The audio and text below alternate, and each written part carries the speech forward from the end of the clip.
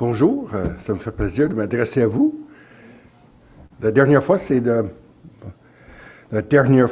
le 21 décembre dernier, donc ça fait à peu près 3 mois. Il s'est passé beaucoup de choses depuis ce temps-là. Je vais juste voir, OK, c'est ça. Il s'est passé beaucoup de choses parce qu'entre-temps, je suis allé en Afrique. Le Seigneur m'a amené là-bas pour témoigner, faire l'évangélisation de rue. Ça a été une expérience non traumatisante, mais une expérience, on peut dire que j'ai vécu un gros changement culturel. Mais j'ai aimé ça. Puis même, si Dieu le veut, je planifie d'y retourner. Mais je ne sais pas quand. Je n'avais même pas quitté le pays, alors qu'une femme, vous allez le voir dans un instant, elle m'a écrit pour demander quand est-ce que vous revenez. C'est une femme qui a un jeune enfant, mariée, mais c'est parce que elle et d'autres ont aimé l'expérience. Ils ont aimé le fait que nous étions là pour les seconder, pour leur apprendre comment évangéliser. Puis l'idée, c'est qu'ils continuent à évangéliser après notre départ. Nous avons fait un ramassis de quelques 1600 noms de personnes au cours de la semaine. Donc, nous avons fait de l'évangélisation pendant 6 jours d'affilée, du lundi au samedi inclusivement. Donc, à peu près 1600 personnes dans diverses églises vont avoir un suivi. L'idée, c'est qu'on veut que ces personnes reviennent dans les églises, dans les secteurs avoisinants. Plusieurs se sont dit sauvés. Donc, il y a eu des conversions. Rendons grâce à Dieu pour les conversions. On peut prier pour ça, on peut prier que sa parole porte profit. Nous avons laissé beaucoup de littérature, entre autres la revue Espoir ou la revue Étincelle. Mais il ne faut pas se leurrer, c'est un pays francophone, la Côte d'Ivoire. C'est un pays où il y a quand même 70 langues différentes, mais la langue commune, forcément, c'est le français. Donc, la plupart des gens s'expriment bien en français. Il y a quand même quelquefois des gens moins éduqués qui s'expriment moins ou presque pas du tout. Il y a encore des gens qui ne sont pas éduqués, qui n'ont pas d'affiliation avec une école quelconque, donc ils ne vont vraiment pas à l'école. Donc, dans ces cas-là, ces gens-là sont plus portés à peut-être conserver leur langue maternelle. Dans la ville où j'étais, c'est le Boalé, c'est la langue Boalé qui... Boalé. C'est peut-être mal prononcé. Baoulé. Oui, merci mon frère. C'est la langue de la capitale politique. Donc, je vais avancer un petit peu. Un instant. Qu'est-ce qui se passe ici? Bon, OK, voilà. Donc, le premier jour que nous avons commencé notre évangélisation, c'était un lundi. Puis, j'ai évangélisé avec cette dame-là et d'autres aussi. Nous étions quand même toujours une équipe de quelques personnes. Vous voyez qu'elle portait son enfant sur elle. Donc, les gens ne s'arrêtent devant rien, là. Quand on veut évangéliser, on prend les grands moyens pour évangéliser, même si on doit porter son enfant sur elle. Puis lui était très tranquille. Il ne l'a pas entendu une fois dans la journée, là. Donc, on est associé avec l'Église Bethsaïda internationale. Il y a Yamoussoukro, donc c'est la capitale politique et administrative de la Côte d'Ivoire. Abidjan, c'est la capitale économique. Notre avion a atterri là-bas. Donc, c'est elle qui m'a écrit après. Puis on voit que c'était un peu un choc culturel quand on se rend là-bas. En passant, j'ai ajouté ces photos ce matin. J'avais pas l'idée de les présenter, mais j'ai pensé ce matin que je voulais présenter des photos de quelques femmes, parce qu'aujourd'hui, je vais vous parler des femmes, les héroïnes de la Bible, quelques héroïnes de la Bible. Et je considère que les femmes que nous avons côtoyées là-bas étaient de véritables héroïnes. Ça, c'est une femme qui a été abordée, peut-être pas très intéressée, celle qui porte une charge sur sa tête. Ça, c'est une chose qu'on voit souvent. C'est remarquable. Puis là, c'est une photo de l'équipe là, qui était avec moi cette journée-là. nous étions quand même quelques personnes, même parfois trop, là, dépendamment des églises, parfois c'est des bordels, là, parce qu'il ne faut pas être trop nombreux quand on va voir des gens, parce que les gens peuvent avoir peur si on est une foule pour les aborder. Mais l'accueil était formidable. On dit que la Côte d'Ivoire, c'est un pays très, très accueillant parmi les pays africains. Puis Abidjan, où l'avion atterrit, vraiment une plaque tournante pour l'Afrique. Donc, je pense que le Seigneur va continuer à faire de grandes choses là-bas. Il y a beaucoup d'églises, il y a de l'effervescence, puis on voit que le Seigneur parle beaucoup. Puis, contrairement au Québec, il y a moins d'indifférence. Les gens sont prêts à écouter. J'arrivais chez les gens, on passait à travers les rues en terre battue, puis les gens nous accueillaient, présentaient une chaise, nous faisaient asseoir, parfois même sur un morceau de béton. Tout ce qui se présentait, là, on pouvait s'asseoir n'importe où juste pour se faire entendre.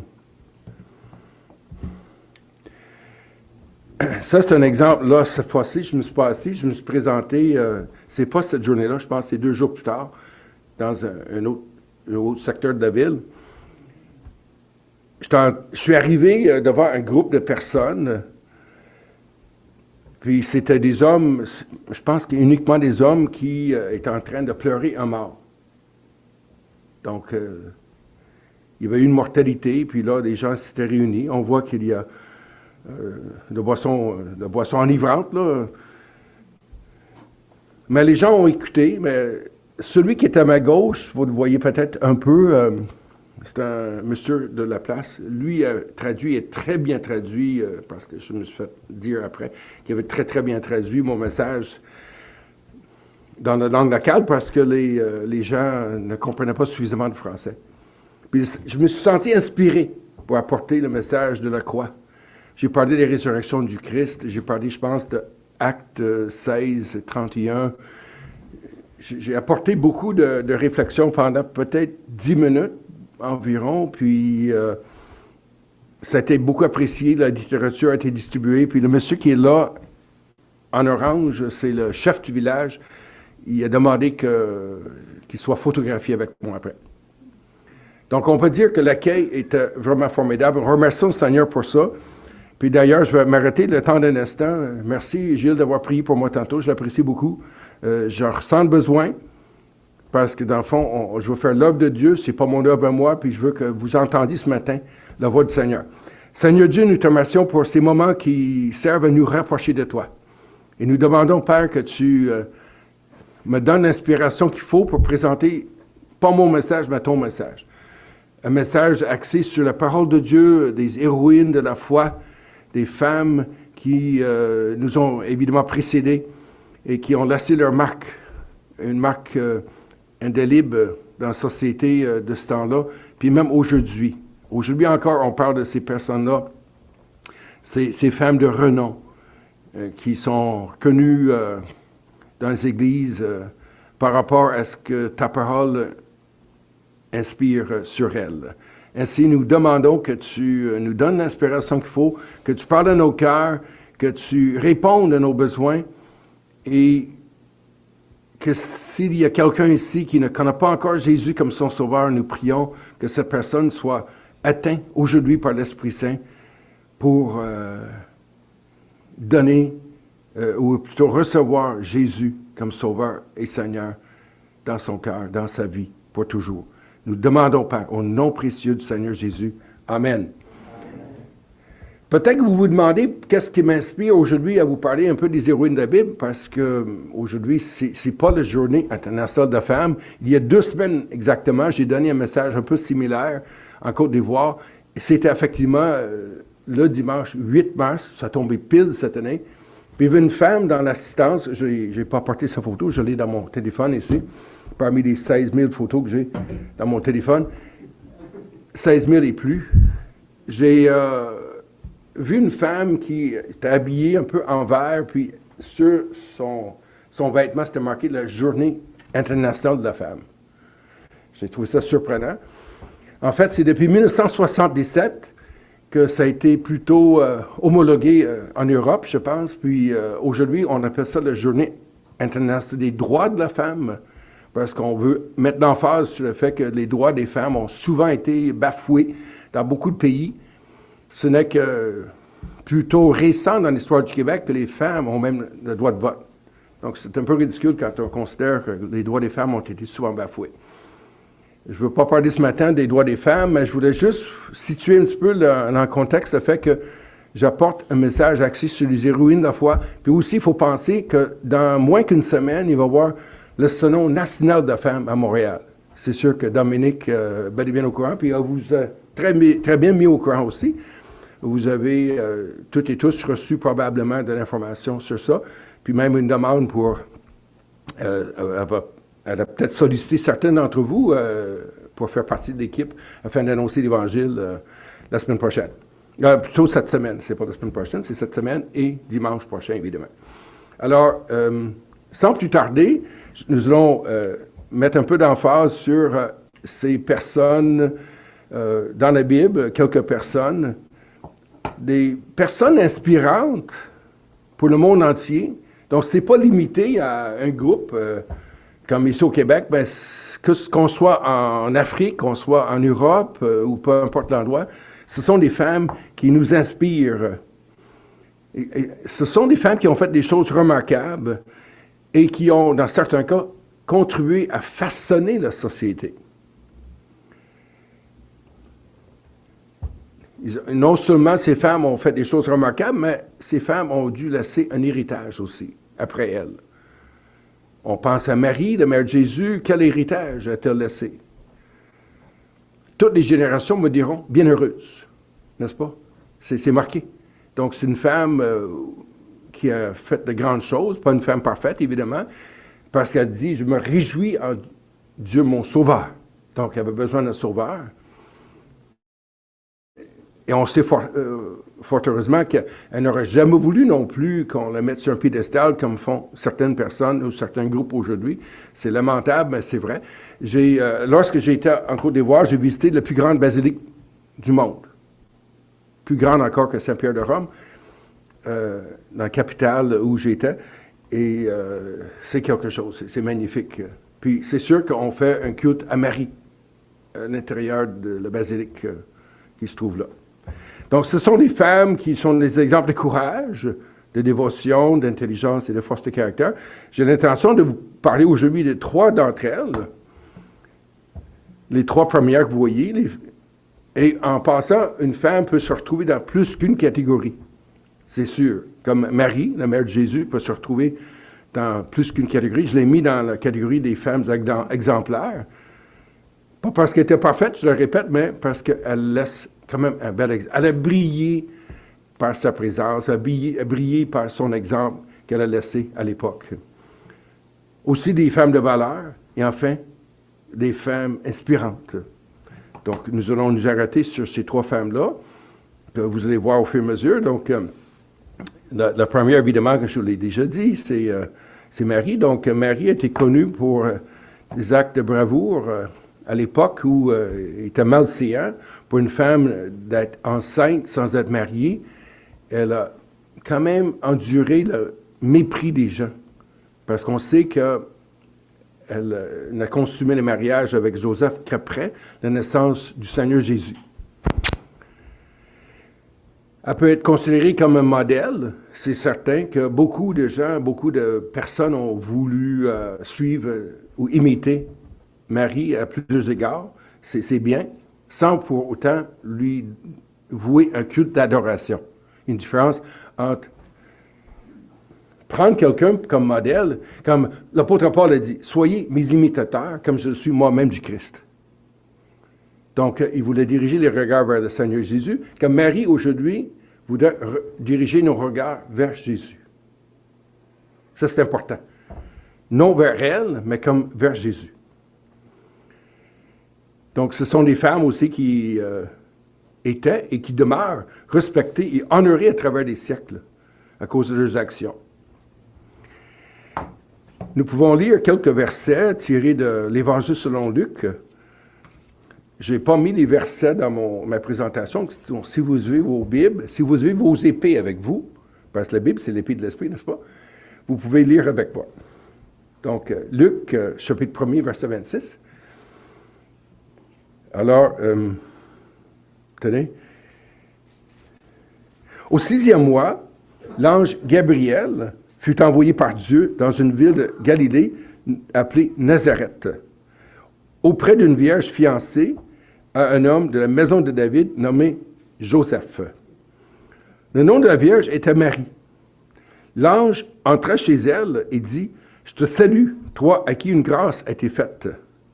Le Seigneur est avec toi. » Troublée par cette parole, qui ne sera pas troublé par cette parole? Troublée par cette parole, Marie se demandait ce que pouvait signifier une telle salutation. L'ange lui dit, « Ne crains point, Marie, car tu as trouvé grâce devant Dieu. Et voici, tu deviendras enceinte, et tu enfanteras un fils, et tu lui donneras le nom de Yeshua, ou de Jésus, en français. Il sera grand et sera appelé Fils du Très-Haut, et le Seigneur Dieu lui donnera le trône de David, son père. Il régnera sur la maison de Jacob éternellement, et son règne n'aura point de fin. » Marie dit à l'ange, « Comment cela se fera-t-il, puisque je ne connais point d'homme? » L'ange lui répondit, « Le Saint-Esprit viendra sur toi, et la puissance du Très-Haut te couvrira de son ombre. C'est pourquoi le Saint-Enfant qui naîtra en toi sera appelé Fils de Dieu. Voici Élisabeth, ta parente, a conçu, elle aussi, un fils en sa vieillesse, et celle qui était appelée stérile est dans son 6e mois. Car rien n'est impossible à Dieu. » Je répète ce verset-là, verset 37. « Car rien n'est impossible à Dieu. Marie dit, je suis la servante du Seigneur, qu'il me soit fait selon ta parole. » Et l'ange la quitta. J'ai eu l'occasion de rencontrer des musulmans et j'ai pas pu quand même me séparer d'avec la Côte d'Ivoire parce que même sur le voyage de retour depuis Paris jusqu'à Montréal, j'étais assis à côté d'une musulmane. J'étais très fatigué. J'ai demandé, Seigneur, est-ce que j'ai besoin de lui parler? Ça ne me tentait pas au début. Mais elle était amicale, mais lui parler du Seigneur Jésus, ça me demandait un effort. Ça fait que je me suis endormi, puis le voyage a duré des heures de temps, 6 heures à peu près. Ça fait qu'au bout d'un certain temps, je me suis réveillé. Puis là, le Seigneur a ouvert la porte. J'ai parlé du Seigneur pendant plus d'1 heure avec elle. J'ai demandé à 2 ou 3 reprises si elle voulait accepter le Seigneur. Mais elle n'était pas prête. Mais je pense qu'elle a compris les enjeux. J'ai parlé de Jésus comme étant un prophète. Parce que les musulmans croient que Jésus est un prophète.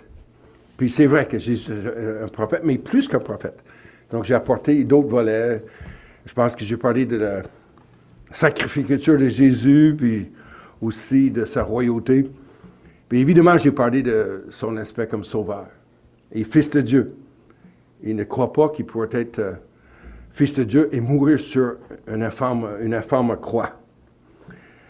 Donc, j'ai apporté des preuves comme le quoi que Jésus ne s'est pas fait remplacer, comme disent les musulmans. Non, il ne s'est pas fait remplacer par quelqu'un d'autre avant sa mort, mais non. Jésus avait prédit sa mort. J'ai parlé de la montagne de transfiguration où sont apparus Élie et Moïse devant le Seigneur.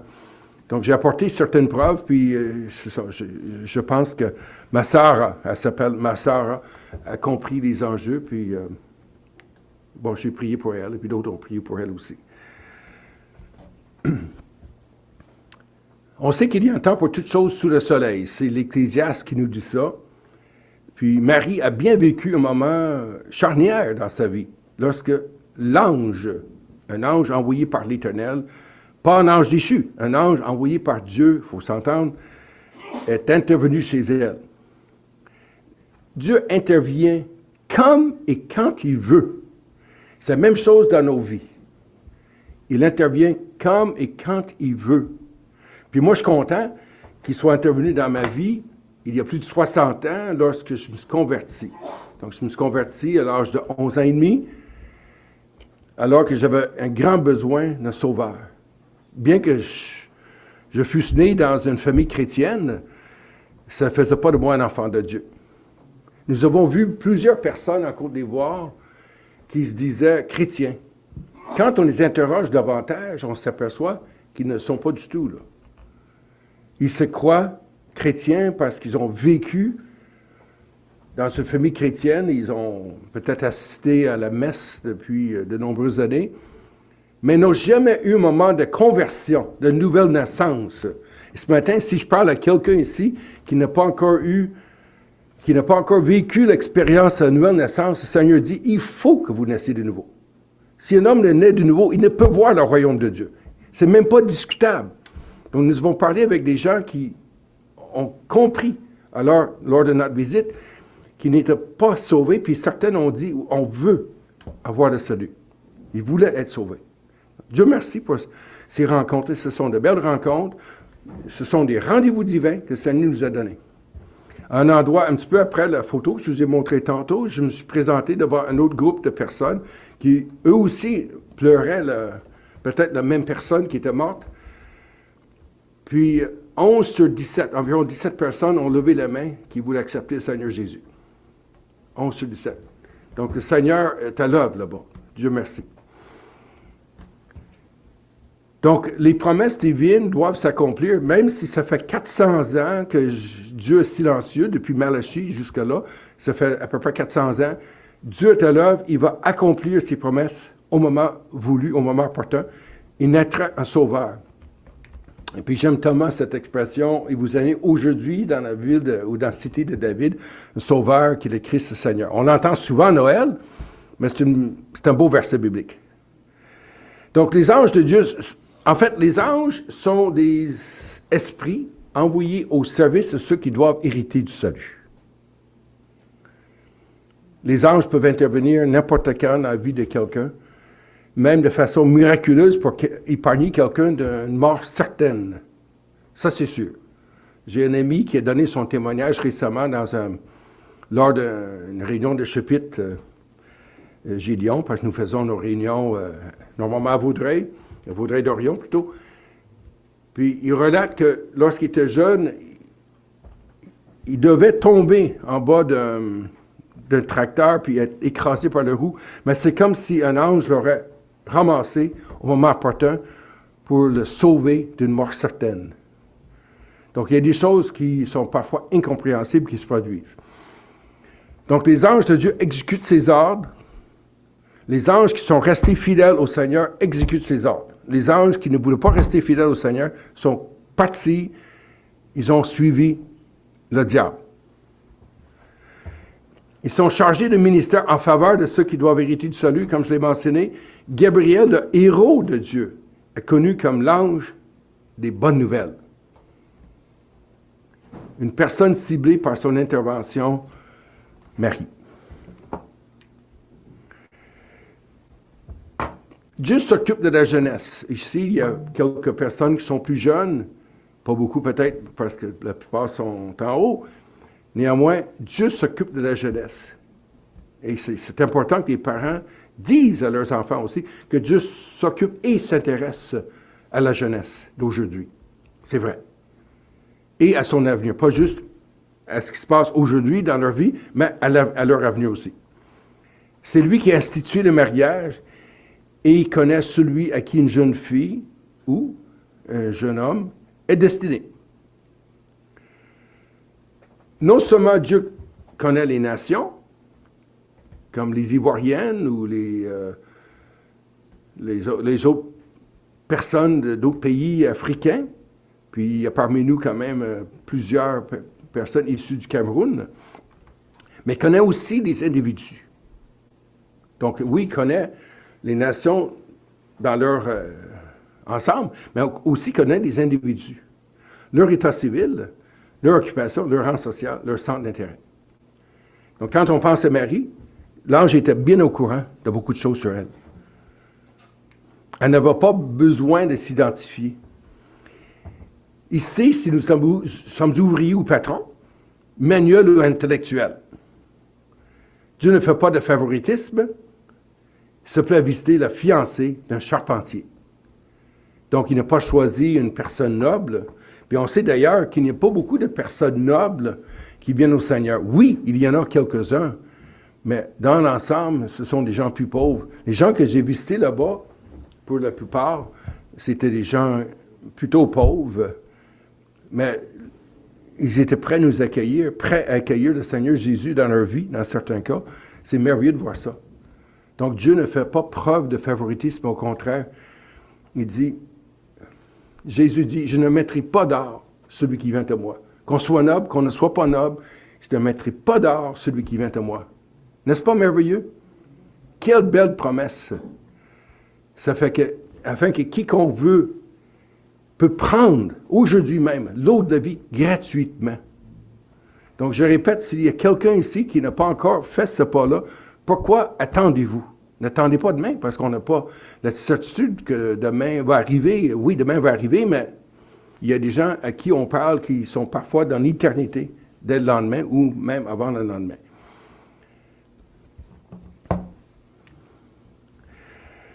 Son nom est identifié au verset 27. Donc, il connaît nos noms, notre âge, nos demeures, notre état matrimonial, nos passions, nos centres d'intérêt, nos forces, nos faiblesses.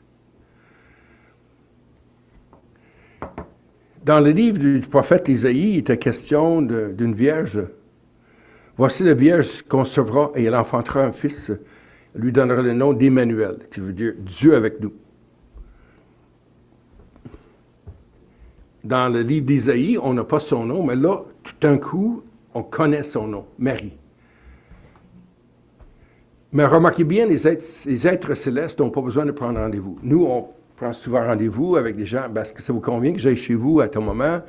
C'est correct, c'est bon. Mais les êtres célestes ne font pas ça. Ils ne nous appellent pas sur notre cellulaire. Bon, est-ce que demain, ça vous conviendrait que j'arrive à telle heure? Ben non. Les êtres célestes vont arriver à l'heure qui leur est propice, tout simplement. Sachant aussi que nous connaissant, ça va être propice pour nous aussi de les recevoir. Je me réjouis de savoir qu'aujourd'hui, le Seigneur se révèle quand même à des musulmans à travers le monde de façon remarquable. Les musulmans qui recherchent parfois un signe, le Seigneur leur donne des signes pour qu'ils croient en lui. Puis même, il faut parfois demander aux musulmans de s'adresser à Jésus pour recevoir un signe. Parce que c'est sûr que certains ne sont pas prêts à être ébranlés dans leur foi. J'ai eu le plaisir, il y a moins qu'une semaine, mais ça fait une semaine aujourd'hui, je me suis rendu chez Best Buy, sur le boulevard l'Acadie à Montréal. Puis j'ai vu un homme, un jeune homme. En fait, j'ai appris qu'il était d'un pays africain. Puis il était vraiment en train de mourir d'ennui, là. Il ne veut pas de clients. Lui vend des aspirateurs pour Best Buy, puis il ne veut pas de clients. Ça fait que je me suis adressé à lui, puis c'est pas long que j'ai pu engager une conversation. C'est chose du Seigneur. Puis j'ai vu qu'il était vraiment intéressé. Oui, c'est un homme qui prie. Et, à un moment donné, il dit, il faut que j'aille prier. Donc, il fallait qu'il descende au sous-sol du magasin Best Buy pour aller prier. Mais il est revenu. Mais un homme qui a de l'intérêt. J'ai offert d'ailleurs un évangile de Jean, puis il a accepté avec plaisir. Puis je pense que ce jeune homme va se convertir. Donc Dieu merci pour des personnes, même dans la foi musulmane, qui ont quand même une largesse d'esprit, qui sont prêts à regarder d'autres choses. Puis oui, le Seigneur fait de grandes choses. Nous, on ne peut pas aller dans certains pays comme l'Algérie pour prêcher l'Évangile. Je ne pense pas que ce soit permis, Robert, d'aller en Algérie pour prêcher l'Évangile. Je pense qu'on se remet dehors aussi vite qu'on arrive, là. Néanmoins, le Seigneur envoie des Algériens au Québec pour qu'on leur annonce l'Évangile. N'est-ce pas merveilleux? Il y a un système d'évangélisation là-bas. On évangélise effectivement, mais c'est très restreint. Vous savez, donc, tu fais des stratégies. Oui, c'est ça. Si tu viens comme missionnaire, ils ne vont pas te donner le visa. Non, sûrement pas. Le Seigneur va te donner une stratégie. Oui, bon. Voilà. C'est bon, merci. Les gens jouent la colonie des chrétiens romains. Oui. Ce serait bon que tu nous en parles d'une bonne fois pour nous expliquer davantage de vive voix comment ça pourrait se faire, parce que c'est que toi, tu aimes beaucoup l'évangélisation, mon frère. Verset 28. Je te salue. Quelle éducation qu'ont les anges. Quelle politesse que celle des anges. Les anges peuvent nous apprendre peut-être sur la politesse, n'est-ce pas? En mission sur terre, ces êtres excellents saluent les hommes, les femmes, les adolescents, les adolescentes, etc. Toi, que Dieu fait jouir de sa faveur quand le Seigneur est avec toi. Une faveur lui a été faite. C'est celui, toi, à qui une grâce a été faite ou une faveur imméritée. Elle ne méritait pas, en fait, de devenir la mère du Seigneur Jésus. Pas la mère de Dieu, il faut s'entendre. Là. Dieu n'a pas de mère, mais la mère de Jésus en tant qu'homme. Parce que ce qui est difficile à comprendre pour d'aucuns, c'est que Jésus pouvait être à la fois Dieu et homme. Dieu qui s'est fait homme. Donc, a été gracié, l'objet de la grâce, la faveur divine. Pourtant, Marie faisait partie de la pécheresse, de l'humanité pécheresse, pardon. Donc, une femme, une femme dévouée, une femme qui attendait sûrement l'accomplissement de la prophétie, parce qu'une grâce a été faite à elle qui n'aura pas pu être faite à d'autres personnes, évidemment. Néanmoins, c'est pas pour dire qu'elle n'avait pas besoin d'un sauveur, parce qu'elle dit plus tard, je me réjouis en Dieu mon sauveur. Pourquoi elle, en particulier? La réponse, c'est que le Seigneur est avec toi. Choisie par Dieu pour être la mère du Messie. C'est pas rien. Elle accepte cette responsabilité avec humilité et courage. Elle ne pose pas trop de questions. Elle pose quelques questions clés, mais elle ne refuse pas l'offre que lui fait l'ange. On voit aussi sa dévotion à Dieu et son obéissance à sa volonté. Un exemple pour toutes celles qui croient aujourd'hui. Un très bel exemple pour les femmes d'aujourd'hui, en particulier les femmes chrétiennes, une femme dévouée à Dieu et qui veut lui obéir à tout prix, comme on dit parfois coûte que coûte. Il y a quand même une inquiétude au verset 46, un peu plus loin. Marie dit, mon âme exalte le Seigneur. Mais surtout une inquiétude plus peut-être du côté de Joseph qui pensait de rompre secrètement avec elle parce qu'il était enceinte, mais un ange a dû lui révéler que l'être humain en elle a été conçu par l'Esprit Saint. Donc il ne va pas lieu de la dénoncer ou de la répudier.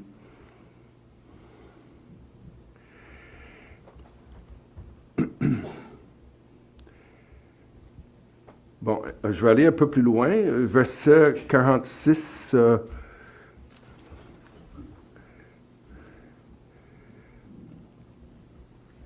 Ici, c'est la section où Jésus se retrouve à l'âge de 12 ans dans le temple, mais ne l'ayant pas trouvé parce que les parents de Jésus, son père légal et sa mère Marie, cherchaient Jésus parmi l'attroupement. Donc, il va quand même, il est en train de voyager vers, pour retourner chez eux.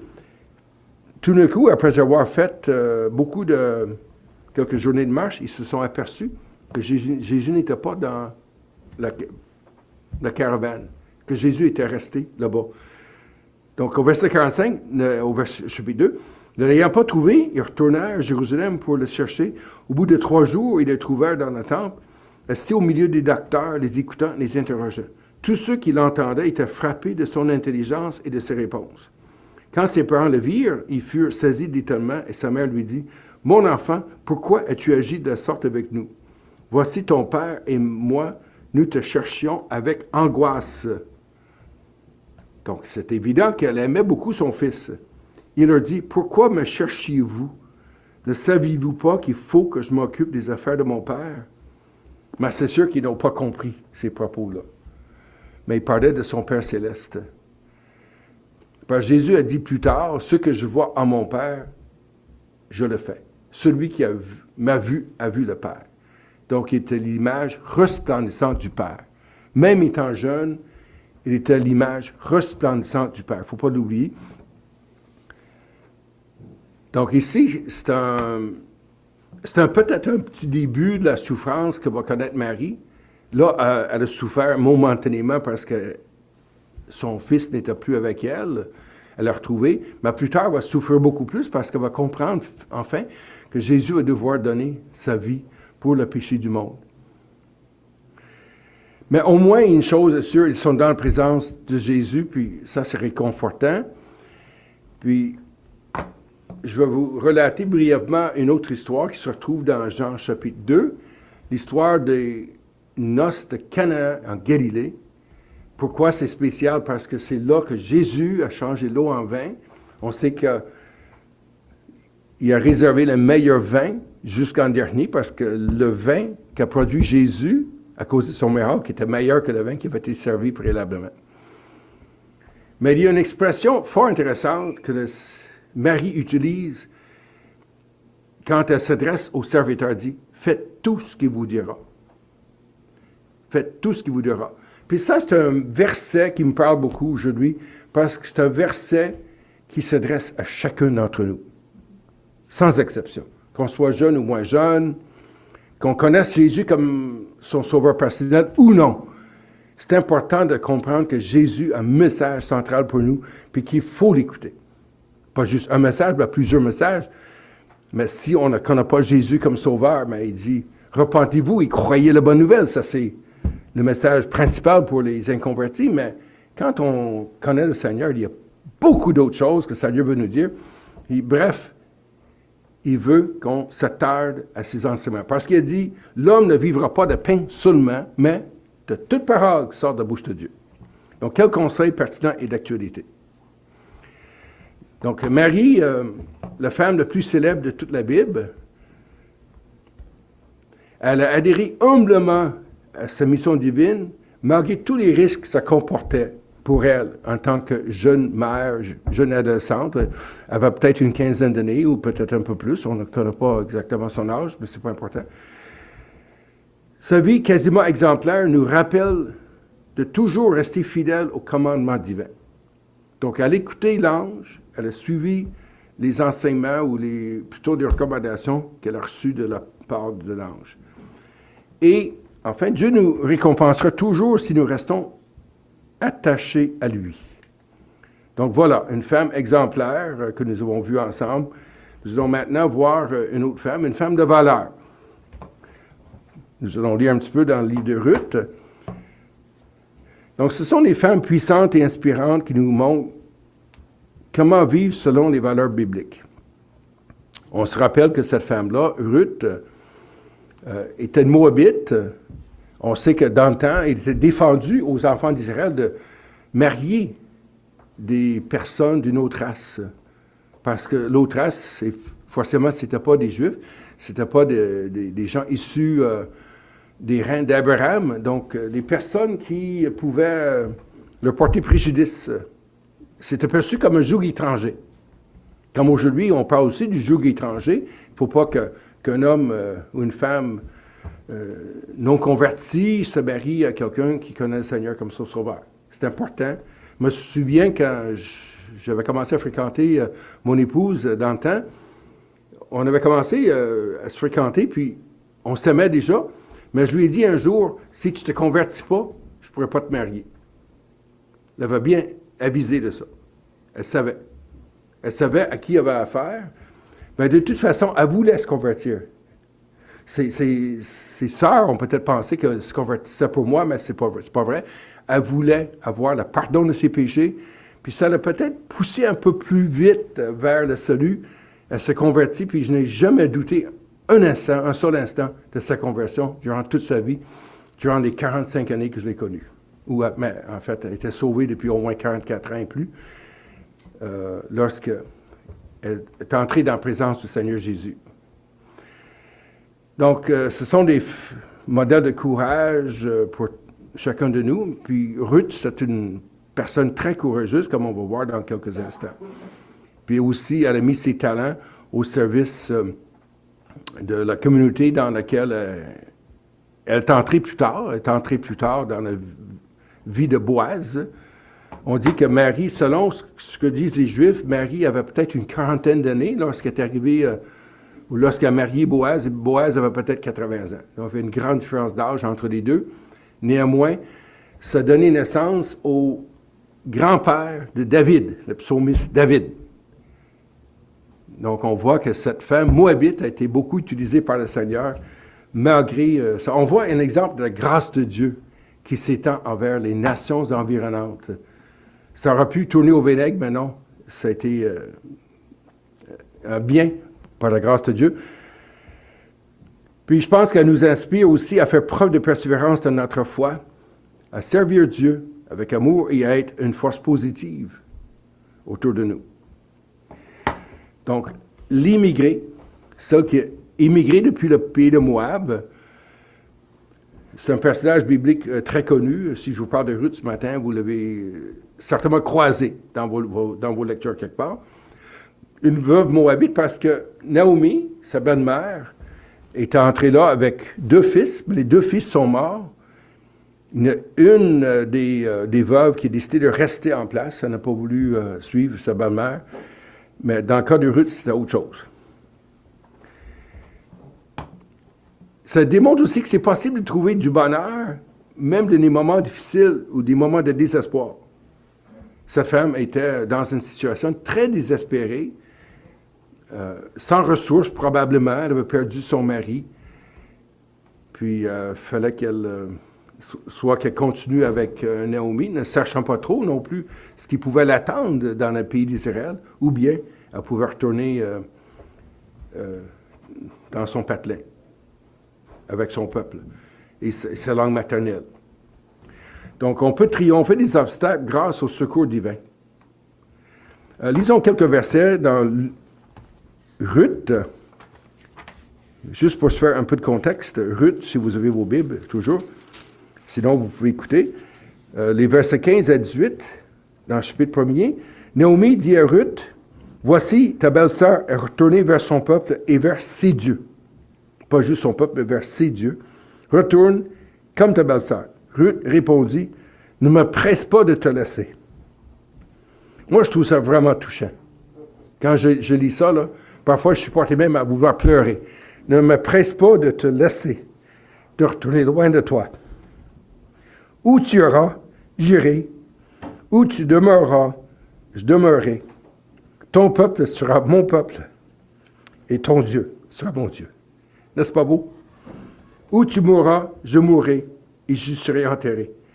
Que l'Éternel me traite dans toute sa rigueur, si autre chose que la mort vienne à me séparer de toi. Naomi, le voyant décidé à aller avec elle, cessa d'insister auprès d'elle. C'est magnifique de voir le dévouement qu'avait Ruth envers sa belle-mère. Ne connaissant pas non plus l'avenir, elle ne pouvait pas anticiper qu'elle allait peut-être marier un homme assez riche, assez fortuné, qui s'appelait Boaz, qui allait changer le cours de sa vie et qui allait un jour aussi permettre qu'elle devienne une ancêtre de Jésus. Que Jésus était plutôt de sa descendance. Chapitre 2, des versets 1 à 6, Naomi avait un parent de son mari, c'était un homme puissant et riche de la famille d'Abimelech et qui se nommait Boaz. Ruth, la Moabite, dit à Naomi, « Laisse-moi, je te prie, aller glaner des épis dans le champ de celui aux yeux duquel je trouverai grâce. » Elle lui répondit, « Va, ma fille. » Mais Naomi et Ruth ne sont toujours pas au courant de la manière que Dieu va répondre à la situation. Elle a glané dans un champ derrière les moissonneurs. Il se trouva par bonheur que la parcelle de terre appartenait à Boaz, qui était de la famille d'Abimelech. Et voici, Boaz vint de Bethléem et dit aux moissonneurs, « Que l'Éternel soit avec vous. » Lui répondirent, « Que l'Éternel te bénisse. » Et Boaz dit à son serviteur chargé de surveiller les moissonneurs, « Et qui est cette jeune femme? » Donc Boaz l'a spoté, il l'a vu, il l'a remarqué. Le serviteur chargé de surveiller les moissonneurs répondit, « C'est une jeune femme moabite qui est revenue avec Naomi du pays de Moab. » Donc, Boaz fait une première rencontre avec cette femme-là, qui s'appelle Ruth. Ensuite, chapitre 3, verset 1er, Naomi, sa belle-mère, lui dit, « Ma fille, je voudrais assurer ton repos. » Autrement dit, ton avenir. Je veux que tu aies un avenir correct, là. Je ne veux pas que tu sois dans la peine, dans la misère, afin que tu sois heureuse. Puis, chapitre 4, verset 11, c'est sûr qu'on laisse beaucoup de versets de côté par manque de temps. Néanmoins, c'est intéressant. Tout le peuple qui était à la porte et les anciens dirent, nous en sommes témoins, que l'Éternel rende la femme qui entre dans ta maison semblable à Rachel et à Léa, qui toutes les deux ont bâti la maison d'Israël. Manifeste ta force dans Ephrata et fais-toi un nom dans Bethléem. Bethléem, on va le voir beaucoup plus tard, n'est-ce pas? C'est spécial. Donc voilà, on peut justement glaner quelques informations à partir de ces textes bibliques. Donc, elle a fait preuve non seulement d'une loyauté envers sa belle-mère Naomi, mais aussi une grande loyauté envers Dieu et à sa belle famille en Israël, malgré sa propre tragédie. Donc, il ne faut pas qu'une tragédie nous empêche d'avancer dans la vie. Oui, on peut pleurer le passé d'une certaine façon, mais il faut aussi avoir les yeux braqués sur l'avenir. Très important. Puis, en le disant, je pense à moi, j'ai perdu mon épouse. C'était un événement quand même assez capital dans ma vie. Mais il ne faut pas que je m'arrête d'avancer pour autant. Puis, c'est intéressant de voir comment elle a dit, comment elle s'est attachée au peuple de Dieu. Ton peuple sera mon peuple. Ça me fait penser que lorsque je me suis converti, oui, j'ai accepté le Seigneur comme mon sauveur personnel, mais le peuple de Dieu est devenu cher à mes yeux aussi. Puis aujourd'hui encore, j'aime me retrouver en présence du peuple de Dieu. Ça, c'est très important. C'est pour ça que je me suis réjoui de me retrouver souvent en présence des Ivoiriennes et des Ivoiriens là-bas. Puis, c'est vrai qu'ils savent danser. Surtout, les femmes savent très bien danser. Puis, dans toutes les églises que j'ai visitées, je pense qu'il n'y en a pas une où les femmes ne dansent pas pour louanger le Seigneur. Une modèle, elle se voulait aussi un modèle d'une épouse fidèle et dévouée à son mari, et mue de compassion et de miséricorde aussi. Donc, on va passer ensuite à... Mais on va dire juste une figure féminine inspirante et courageuse, ça c'est important. Marie et Boaz, un homme juste, OK? Jésus-Christ en sa descendance, je vous rappelle ça. Une détermination sans faille à suivre les voies du Seigneur, malgré tous les obstacles qu'elle pouvait rencontrer. Un excellent exemple pour chacun d'entre nous. On va terminer avec la mère de Samuel, le prophète. C'est justement le livre suivant. Les femmes inspirantes dans la Bible. Elle est inspirante par rapport qu'elle ne va pas ce qu'elle voulait. Elle a prié Dieu et Dieu a répondu à sa prière. Donc, Anna est une femme de prière. Elle a donné naissance aussi à un homme de prière dans la personne de Samuel. Je n'ai pas le temps de parler de Samuel ce matin, mais Samuel, c'est un grand homme de Dieu, un grand prophète. Donc, cette femme-là nous enseigne beaucoup sur ce qu'il faut faire. Dans certains cas, quand on se retrouve devant le néant, elle a imploré Dieu et Dieu l'a secourue malgré qu'elle était stérile. Elle a entendu sa prière. Lisons quelques versets dans 1 Samuel, chapitre 1er, tout au premier chapitre d'ailleurs, versets 4 et versets 4 et 5. Le jour où Elkanah offrait des sacrifices, ou son sacrifice, il donnait des portions à Pénina, sa femme, et à tous les fils et à toutes les filles qu'il avait avec elle. Mais il donnait à Anne une portion double, car il aimait Anne que l'Éternel avait rendu stérile. C'est marqué que l'Éternel l'avait rendu stérile. C'est particulier. Je pense que la seule fois, en tout cas, je ne me souviens pas d'une autre fois dans la Bible où c'est marqué que l'Éternel l'avait rendu stérile. Mais si l'Éternel l'avait rendu stérile, il était capable aussi de renverser de vapeur. C'est ce qu'il a fait. Versets 10 et 11. Et l'amertume dans l'âme, elle pria l'Éternel et versa des pleurs.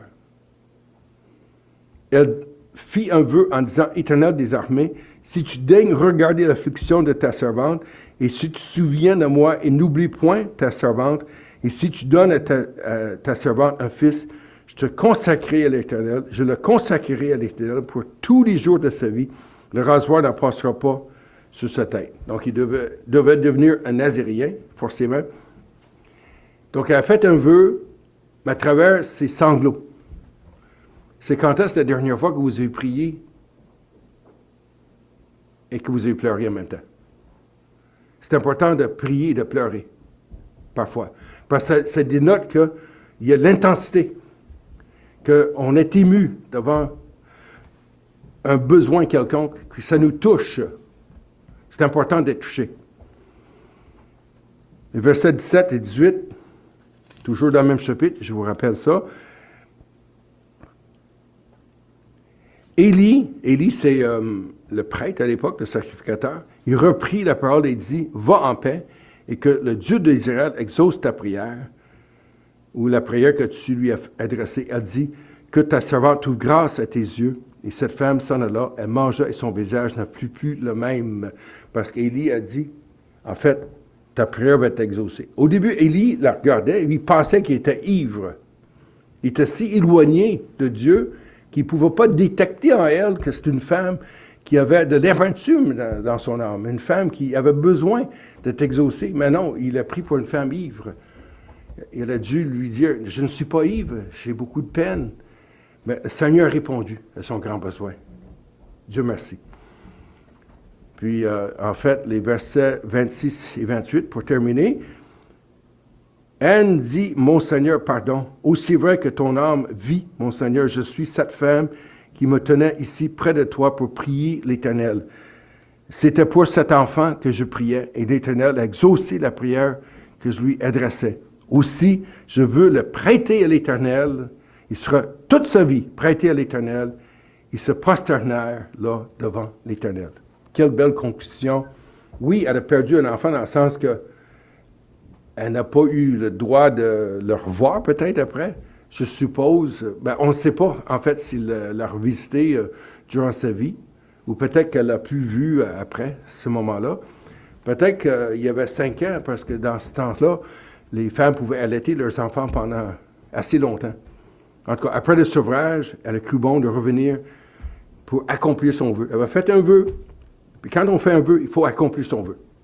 C'est la preuve.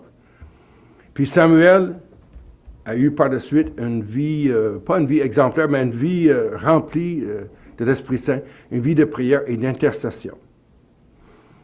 Donc, une femme, en résumé, c'est une femme qui est connue pour avoir prié, pour obtenir un miracle qui était invraisemblable, soit de concevoir un fils ou une fille, mais dans ce cas-là, c'est un fils, alors qu'elle était stérile. Elle savait qu'elle était stérile, mais on sait qu'avec Dieu, rien n'est impossible.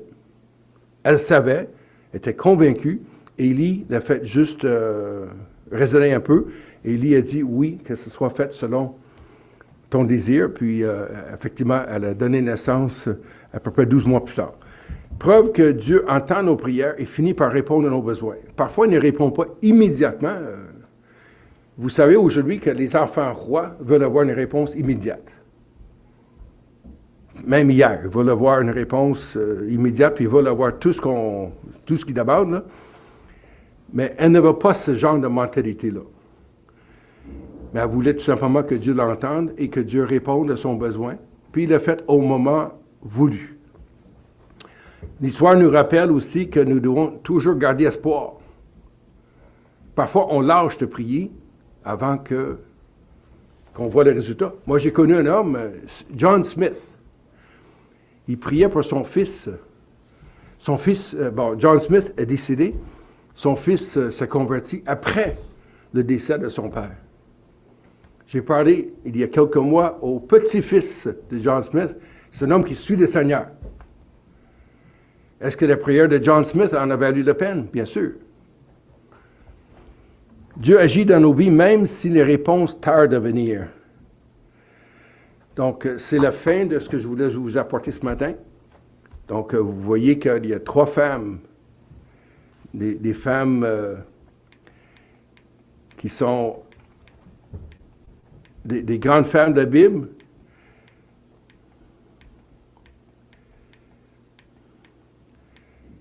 Je n'ai pas le temps de vous parler des autres, là. Donc, Marie, cette femme exemplaire. Ruth, une femme de valeur.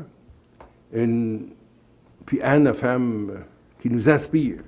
Néanmoins, chacune de ces femmes-là peut se retrouver dans plus qu'une catégorie, mais j'ai voulu au moins les catégoriser de cette façon-là. Alors que Dieu bénisse sa parole à notre entendement et qui nous permettent d'avancer, puis d'apprendre de ces héroïnes de la parole de Dieu. Amen.